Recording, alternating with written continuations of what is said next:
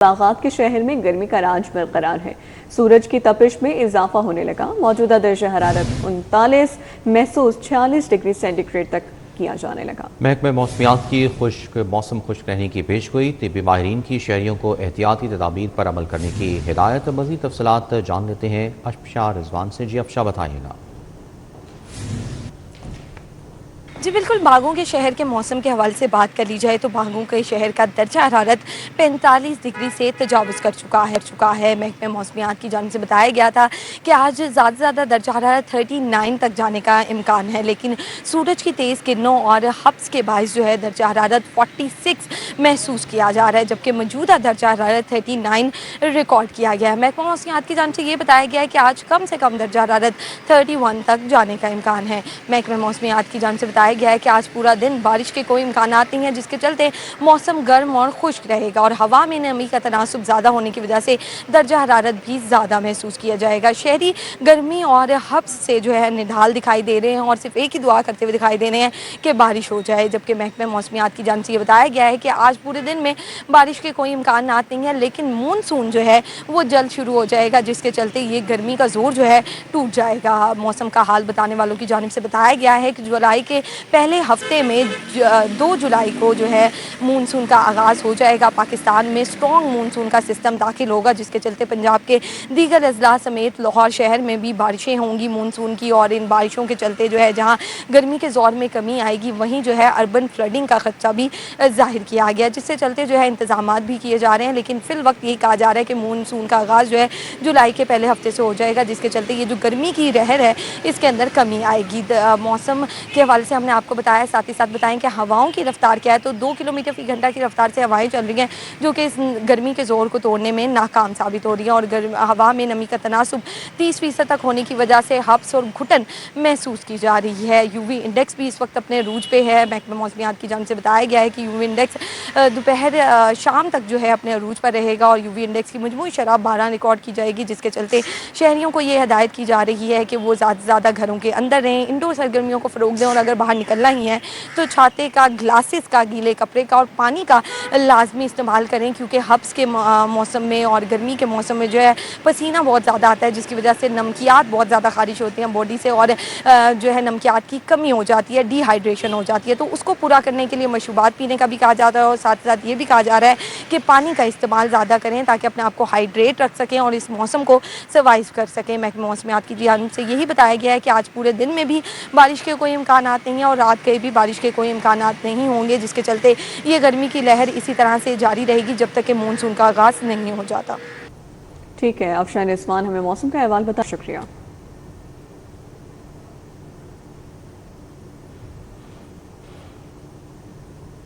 आगे बढ़ते हुए आपको बताएं कि पंजाब असम्बली का इजलास 1 घंटा 47 मिनट की ताख़ीर से शुरू। इजलास की सदारत deputy speaker Punjab assembly Zaheer Iqbal Channar कर रहे हैं। तो आपको अपडेट कर रहे हैं, पंजाब असम्बली का इजलास 1 घंटा 47 मिनट की ताख़ीर से शुरू हुआ, जबकि इजलास की सदारत deputy speaker Punjab assembly Zaheer Iqbal Channar कर रहे हैं। पंजाब असम्बली का इजलास 1 घंटा 47 मिनट की ताख़ीर से शुरू हुआ। इजलास की सदारत deputy speaker Punjab assembly Zaheer Iqbal Channar कर रहे हैं। तो पंजाब असम्बली का इजलास 1 घंटा 47 मिनट की ताख़ीर से दोबारा शुरू हुआ है और इजलास की सदारत deputy speaker Punjab assembly Zaheer Iqbal Channar कर रहे हैं। पंजाब असम्बली का इजलास 1 घंटा 47 मिनट की ताख़ीर से शुरू हुआ।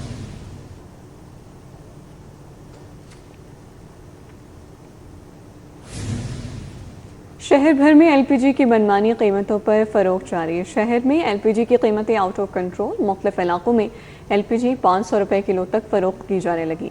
महंगी एलपीजी ने घरेलू सार्फिन, रिक्शा ड्राइवर्स की कमर तोड़ दी है। जी हाँ, महंगाई के सताए रिक्शा ड्राइवर्स के लिए रोज़ी कमाना भी शदीद मुश्किल हो गया है। शहर भर में एलपीजी की मनमानी कीमतों पर फ़रोख जारी है। शहर में एलपीजी की कीमतें आउट ऑफ कंट्रोल। मुख्तलिफ इलाकों में एलपीजी 500 रुपए किलो तक फ़रोख की जा रही है। महंगी एलपीजी ने घरेलू सार्फिन, रिक्शा ड्राइवर्स की कमर तोड़ दी। महंगाई के सताए रिक्शा ड्राइवर्स के लिए रोज़ी कमाना भी शदीद मुश्किल हो गया है। तो शहर में एलपीजी की मनमानी कीमतें वसूल की जा रही हैं। शहर में एलपीजी की कीमतें आउट ऑफ कंट्रोल हैं। मुख्तलिफ इलाकों में एलपीजी 500 रुपए किलो तक फ़रोख्त की जा रही है। महंगी एलपीजी ने घरेलू सार्फिन, रिक्शा ड्राइवर्स की कमर तोड़ दी है। महंगी एलपीजी ने घरेलू सार्फिन रिक्शा ड्राइवर्स की कमर तोड़ दी है। महंगाई के सताए रिक्शा ड्राइवर्स के लिए रोजी कमाना भी शदीद मुश्किल हो गया है। शहर भर में एलपीजी की मनमानी कीमतों पर फरोख्त जारी है। और यहाँ आपको बताएं कि महंगे दूध और दही ने शहरियों का घरेलू बजट मुतासर कर दिया। दूध की सरकारी कीमत 170 रुपये मुकर्रर की गई। मार्केट में दूध 220 रुपये फी लीटर में फरोख्त हो रहा है। मार्केट में दही 240 से 250 रुपये किलो में फरोख्त हो रही है। शहरियों का दूध और दही की सरकारी नरखों पर फराहमी का मुतालबा किया जा रहा है। तो आपको बता रहे हैं कि महंगे दूध और दही ने शहरियों का घरेलू बजट मुतासर कर दिया है। दूध की सरकारी कीमत 170 रुपये मुकर्रर की गई है, जबकि मार्केट में दूध 220 रुपये लीटर में फ़रोख्त किया जा रहा है। मार्केट में दही 240 रुपये मुकर्रर की गई, जबकि फ़रोख्त 250 रुपये किलो की जा रही है। शहरियों ने दूध और दही की सरकारी नरखों पर फराहमी का मुतालबा कर दिया है। महंगे दूध और दही ने शहरियों का घरेलू बजट मुतासर करके रख दिया है।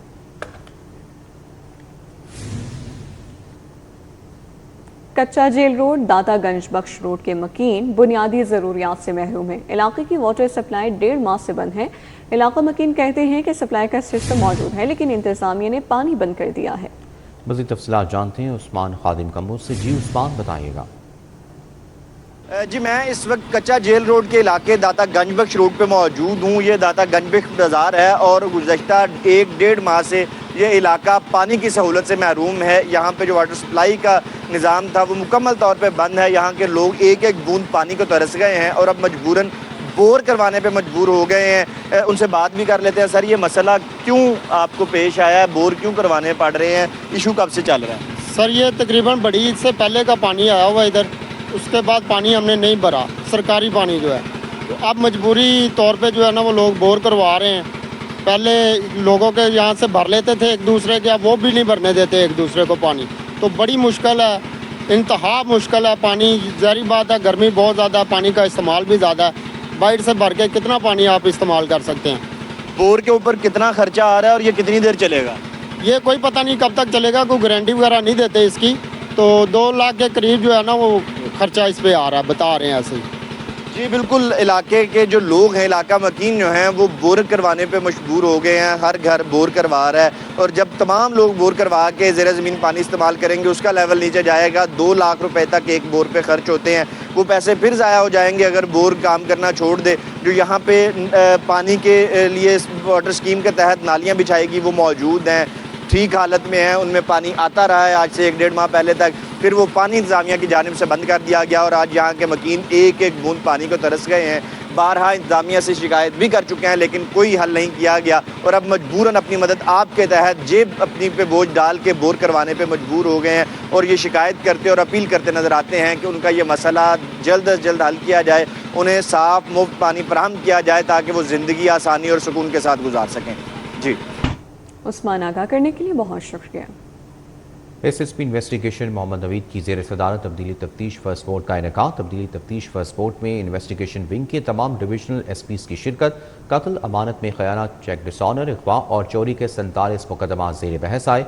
अफसरान ने दोनों फरीकैन को सुनने के बाद तफ्तीश तब्दीली से मुतालिक अहकामात जारी किए। मुद्दई अली हमजा कत्ल, मोहम्मद कामरान और ताहिर बिलाल अमानत में खयानत मुकदमे की तफ्तीश तब्दीली के लिए पेश हुए।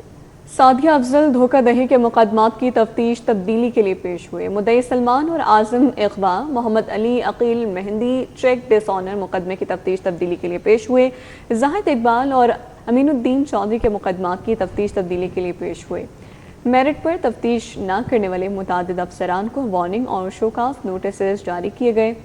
SSP मोहम्मद नवीद का कहना है कि शहरियों की शिकायत के अजाले के लिए फौरी रिस्पॉन्स अव्वलीन तरजीह है। तो आपको बता रही है कि SSP इन्वेस्टिगेशन मोहम्मद नवीद की ज़ेर सदारत तब्दीली तफ्तीश फर्स्ट बोर्ड का इनेकाद किया गया। तब्दीली तफ्तीश फर्स्ट बोर्ड में इन्वेस्टिगेशन विंग के तमाम डिविजनल SPs ने शिरकत की। कत्ल, अमानत में खयानत, चेक डिसऑनर, अगवा और चोरी के 47 मुकदमा ज़ेर बहस आए। अफसरान ने दोनों फरीकैन को सुनने के बाद तफ्तीश तब्दीली से मुतालिक अहकामात जारी किए। मुद्दई अली हमजा कत्ल, मोहम्मद कामरान और ताहिर बिलाल अमानत में खयानत मुकदमे की तफ्तीश तब्दीली के लिए पेश हुए। सादिया अफजल धोखाधड़ी के मुकदमात की तफ्तीश तब्दीली के लिए पेश हुए। मुद्दई सलमान और आजम इकवा, मोहम्मद अली अकील मेहंदी चेक डिसऑनर मुकदमे की तफ्तीश तब्दीली के लिए पेश हुए। जाहिद इकबाल और अमीनुद्दीन चौरी के मुकदमात की तब्दीली के लिए पेश हुए हैं। मेरिट पर तफ्तीश न करने वाले मुतादिद अफसरान को वार्निंग और शोकाज नोटिस जारी किए गए। SSP मोहम्मद नवीद ने कहा कि शहरियों की शिकायत के अजाले के लिए फौरी रिस्पॉन्स अव्वली तरजीहात में शामिल है।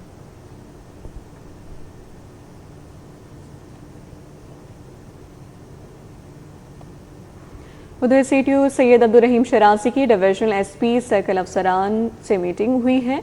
मीटिंग में SP मकसूद लून, SP हाफिज खिजर हयात की भी शिरकत। CTO लाहौर ने तमाम सर्कल अफसरान की कारकर्दगी का फर्दन जायजा लिया। मीटिंग में एक्सीडेंट हॉटस्पॉट 15 कॉल्स कारकर्दगी का जायजा लिया गया। CTO लाहौर की मौसर इन्फोर्समेंट ना होने पर मुतादिद DSPs की सरजनिश। CTO लाहौर का मुनज़्ज़म ट्रैफिक के लिए ज़ीरो टॉलरेंस पॉलिसी अपनाने का हुक्म। बगैर helmet, lane line discipline, one wheeling, panic button के हवाले से वाज़ेह पैगाम।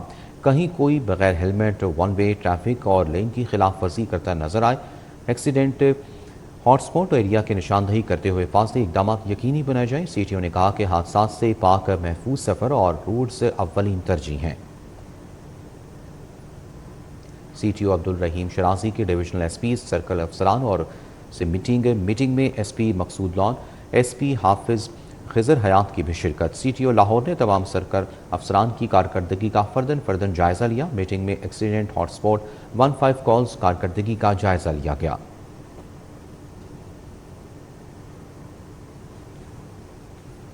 और यहाँ आपको बताएं कि हाईकोर्ट का रेप केस बारे अहम फैसला। सिर्फ DNA काफ़ी नहीं, रेप केस में 25 साल कैद की सज़ा कालअदम। हाईकोर्ट ने रेप और जाली शादी के मुकदमे में सज़ा याफ्ता मुलजिम को बरी कर दिया।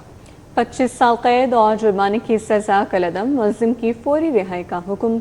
फैसले के मुताबिक सिर्फ DNA रिपोर्ट की बुनियाद पर सज़ा बरकरार नहीं रखी जा सकती। DNA शवाहिद महज तायदी नोयत के हैं, वाहिद बुनियाद पर सज़ा देना गैर महफूज है। जस्टिस मोहम्मद अमजद रफ़ीक पर मुश्तमिल 2 रुकनी बेंच ने मुलजिम की अपील पर फैसला जारी कर दिया। 14 सफ़ात पर मुश्तमिल तफसीली फैसला अदालती नज़ीर करार। रेप केस में 1 माह से ज़्यादा ताख़ीर से मुकदमा दर्ज होना इस्तग़ासा के लिए नुकसानदेह करार। ताख़ीर से FIR मुकदमे की सच्चाई पर संगीन सवालात उठाती है। मुतासर खातून के बयान में अहम तज़ादात और बाद अज़ां इज़ाफ़ी इल्ज़ामात सामने आए हैं। मेडिकल रिपोर्ट से रेप के इल्ज़ाम की मौसर तायद नहीं होती। फैसले में कहा गया है कि फैमिली कोर्ट का निकाह को कालअदम करार देना रेप साबित करने के लिए काफ़ी नहीं। फौजदारी अदालत रजामंदी के मामले का आज़ादाना जायज़ा लेने की पाबंद है। रेप का मुकदमा नाकाम होने पर इसे जना या फौरी निक्शे के मुकदमे में तब्दील नहीं किया जा सकता। इस्तग़ासा मुलजिम के खिलाफ इल्ज़ाम शख्स से बालातर होकर साबित करने में नाकाम रहा। फैसले में कहा गया कि शक का मामूली सा फ़ायदा भी मुलजिम का कानूनी हक है।